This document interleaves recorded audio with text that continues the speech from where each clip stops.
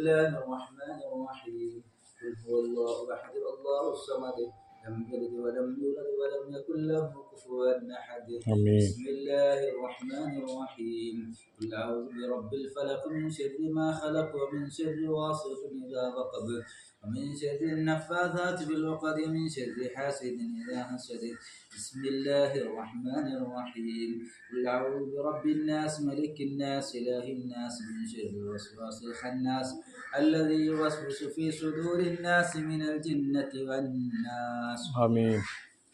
الحمد لله رب العالمين. اللهم صل على سيدنا محمد وعلى آل سيدنا ومولانا محمد صلى الله عليه وسلم. اللهم صل على سيدنا محمد عدد ما في علم الله صلاة دائمة بدوام ملك الله. آمين. ربنا اغفر لنا وارحمنا ولوالدينا ولمشايخنا ولأساتذتنا ولجيراننا ولمن نعاننا ولمن نحبنا ولمن أطعمنا ولمن أوصانا بالدعاء.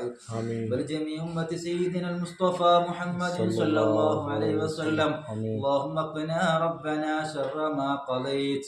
اللهم اجعلنا من التوابين واجعلنا من المتطهرين واجعلنا من عبادك الصالحين. اللهم يسر لنا أمورنا مع الراحة لقلوبنا وأبداننا والسلامة والعافية في الدين والدنيا والآخرة إنك على كل شيء قدير. اللهم ادفع عنا البليات والمصيبات والسحر والعين والشر والشيطان وارزقنا السلامة والعافية في الدين والدنيا والآخرة إنك على كل شيء قدير. اللهم اطعم من أطعمنا واسقنا واسق من سقانا من طعام الجنة وشرابها يا رب العالمين. اللهم انزل الرحمة والبركة والرحمة والراءة والعزة والأمانة فينا في أهل هذه الدار إلى يوم القيامة إنك لا تخلف الميعاد. ربنا ظلمنا أنفسنا وإن لم تغفر لنا وترحمنا لنكونن من الخاسرين. ربنا آتنا في الدنيا حسنة وفي الآخرة حسنة وقنا عذاب النار. ربنا تقبل منا إنك أنت السميع العليم وتب علينا إنك أنت التواب الرحيم.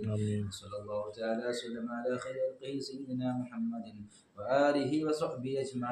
الحمد لله رب العالمين. صلى الله على مولانا محمد صلى الله على سيدنا محمد صلى الله عليه وسلم. اللهم صل على سيدنا محمد صلى عليه وسلم. السلام عليكم ورحمة الله وبركاته. சுலைமான் அலைஹிஸ்ஸலாம் அவங்களும் இஸ்ராயில் அலைஹிஸ்ஸலாம் மலக்குல் மௌத் உட்கார்ந்து பேசிட்டு இருக்கிறாங்க. அப்படி பேசி கொண்டிருக்கும் பொழுது ஒருத்தர் இப்படி கிராஸ் பண்ணி போறார்.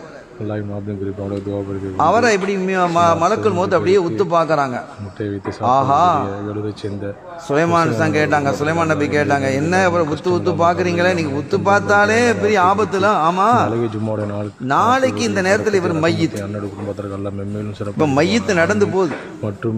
நாளைக்கு இவருடைய ரூஹை பிடுங்க மாற அல்லாஹ் உத்தரவிட்டிருக்கான். ஒரு நாள் தான் இருக்கிறது இவருக்கு, ஒரு நாள் தான் இருக்கிறது.